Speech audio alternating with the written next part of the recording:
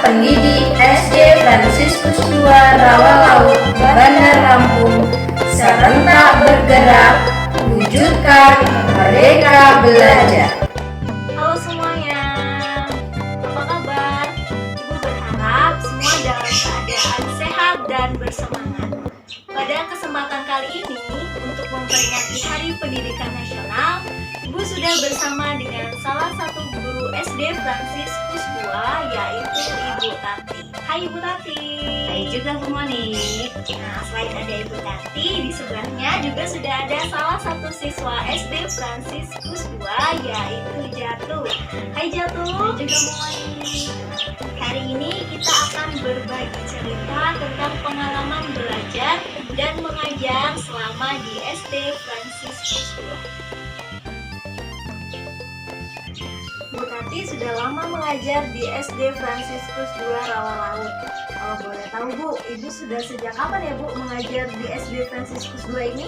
Ibu sudah mengajar di SD Fransiskus II sejak tahun 1980.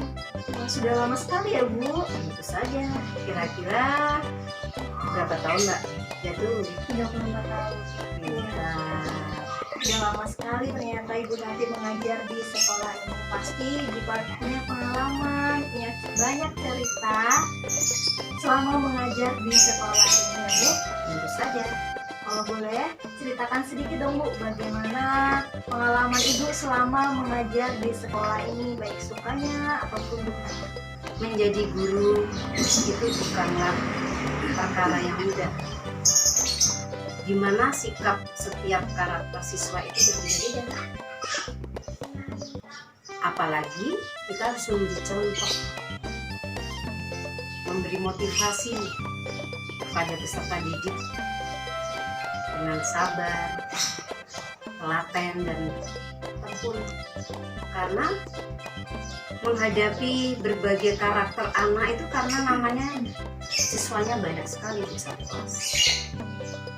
Harus mampu menguasai, karena pada waktu itu kelas itu kurang lebih kira-kira 60-70 siswa dalam satu kelas. Nah, saya harus menguasai itu. Dengan cara apa? Saya harus bersikap disiplin, tegas. Karena kalau tidak, ya itu tadi, kelas akan utama. Itulah sedikit cerita dari itu. Kalau boleh tahu Bu, perbedaan pendidikan zaman dahulu, masa sebelum pandemi dan setelah pandemi. Perbedaan pendidikan zaman dahulu itu belajarnya identik membaca buku, menghafal, dan mencatat. Kalau kita tidak mengikuti itu, kita akan ketinggalan pelajaran. Sekarang aktivitas belajar siswa itu tidak hanya melulu berkaitan dengan buku.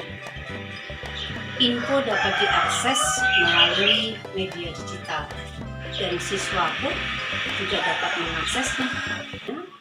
Pada zaman dahulu pendidikan itu berorientasi pada pembentukan karakter dan aktivitas baik pada siswa melalui pembelajaran yang dibiasakan dalam kegiatan sehari-hari.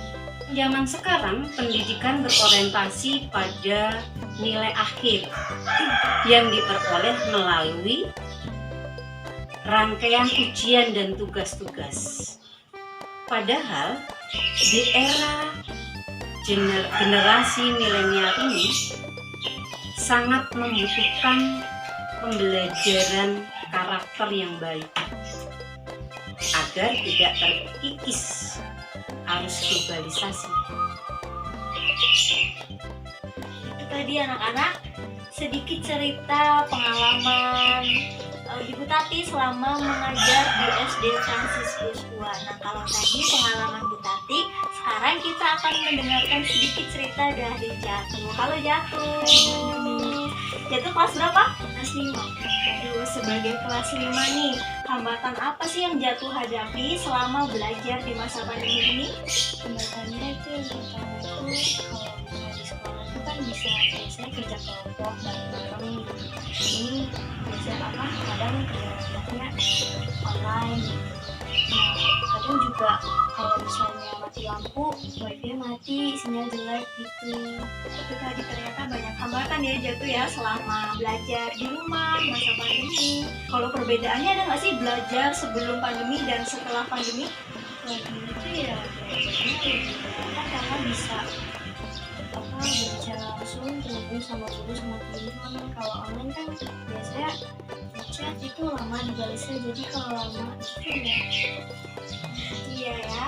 Jadi kalau misalkan sebelum pandemi ada kesulitan belajar bisa langsung tanya ke bapak ibu guru. Tapi kalau di masa seperti ini memang harus sabar karena mungkin terkendala bapak ibu guru sibuk mengurus yang lain atau mungkin bapak ibu guru internetnya mati dan lain sebagainya. Harapan Jatuh apa sih di hari pendidikan di masa pandemi ini? Semoga kedepannya warga masyarakat makin mematuhi protokol kesehatan sehingga pandeminya segera berakhir, jadi kita bisa bersekolah kembali secara offline di sekolah dengan teman dan guru. Itu tadi harapan Jatuh. Nah sekarang harapan Ibu Tati. Apa Bu harapannya? Harapan saya di hari pendidikan ini, semoga kita semua, khususnya para pendidik, mempunyai rasa disiplin dan tulus dalam berkarya, mendampingi putra-putri kita agar penuh semangat seperti Ki Hajar Dewantara. Itu Bu. Terima kasih Bu Tati.